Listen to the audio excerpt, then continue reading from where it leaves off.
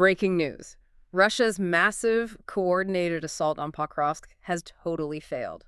Catastrophically. It's an incredible story. It is Thursday, February 5, 2026, and what we're seeing on the front lines is almost unbelievable. Now, before we get into the sources, a direct appeal to everyone listening who supports Ukraine, freedom, and justice. Please, subscribe to Defense Reports. It's your go-to source for timely, in-depth military and defense reports. Okay. Join me in this deep dive by Defense Report. We're covering the latest in global defense news, military technology, and strategic developments. Oh. Today, we are covering a story that sounds like it was ripped straight out of a post-apocalyptic movie. It really does. We're talking about a Mad Max-style Russian convoy trying a stealth breakthrough in dense fog, only to be, well, hunted down by invisible sensors and vampire drones. It's a fascinating case study. It shows just how much technology is rewriting the rules of engagement. We're looking at reports from near Novosibirsk, about 15 kilometers west of Pokrovsk. That's right. And what happened there, it just completely flips the script on a traditional mechanized assault. Yeah, the sources from Defense Express and Militarny, they paint a wild picture. Russia sent in about 90 assault troops, which, that's a significant force. It is. But they weren't rolling in T-90 tanks or BMPs. They were in this bizarre mix of vehicles. Right. This was not a heavy armor push. Yeah. They were leaning heavily on motorcycles, quad bikes, and even just civilian cars painted white for winter camouflage. So their whole strategy was just speed and stealth. Exactly. They waited for that dense morning fog to roll in, hoping they could just race through the gray zone before anyone even saw them. A Mad Max convoy in the mist. It sounds terrifying on paper. If you can't see them, you can't hit them, right? You'd think so. But that assumption was a fatal mistake. The fog didn't save them at all. Not even a little. No, it didn't. In fact, you could argue it made things worse for them. Yeah. This is where we see that invisible shield of Ukraine's defense grid just come into play. Even with zero visibility. Zero visibility.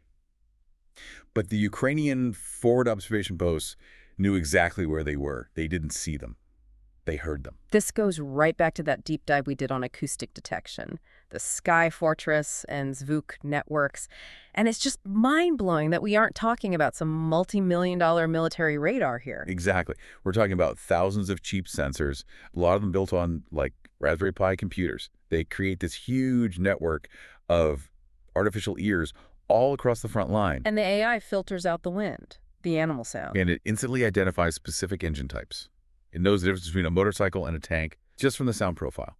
So while the Russians are revving their engines, thinking they're ghosts in the fog, This network of cheap mics is lighting up a digital map for the Ukrainians saying, "Oh, here they are."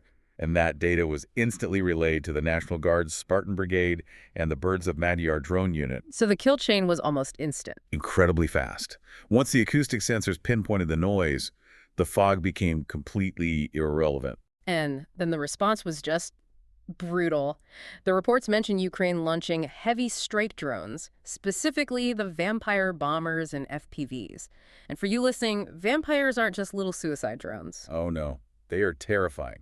They're these large, reusable, heavy hexacopters. They basically act like flying mortar teams. They hover above and can drop multiple heavy munitions. And against light vehicles like quads and motorcycles, there's just no protection. None. Absolutely no protection against that kind of airburst. The aftermath described as pure chaos. Russian troops abandoning vehicles, scattering on foot, and then just being hunted.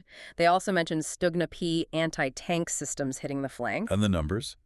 They're staggering for a single engagement. Around 80 Russian troops eliminated. Only 2 taken prisoner. Right, and they lost 10 quad bikes, 4 motorcycles, and 6 light vehicles.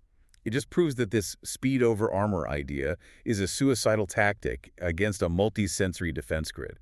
You might outrun a tank, but you can't outrun a network that hears you coming. And speaking of the tech, there's that CSIS report on Ukraine's AI capabilities. This brings in another layer, right? The autonomous edge. That's the key. We're seeing systems like the Fourth Law or VGI-9. These are what allow Ukrainian FPVs to hit moving targets like a speeding motorcycle, even if Russia is blasting electronic warfare jamming everywhere. Because the drone isn't waiting for a pilot signal. It's using its own visual navigation for that last mile to lock on and fly itself into the target. Precisely. This whole Russian attempt to bypass fortifications near Kostiantynivka and Pokrovsk. It failed because Ukraine has successfully integrated acoustic sensors with autonomous strike drones. They're holding the line with code just as much as with ammunition. So what does this all mean? It means the fog of war isn't quite as thick as it used to be. You've been listening to Defense Report by Alex, where we analyze the latest in military strategy, global defense, and advanced weaponry. Subscribe to Defense Reports, your trusted source for timely, in-depth military and defense analysis. We'll see you next time. Keep supporting us so we can continue bringing you the latest developments from Ukraine and around the world.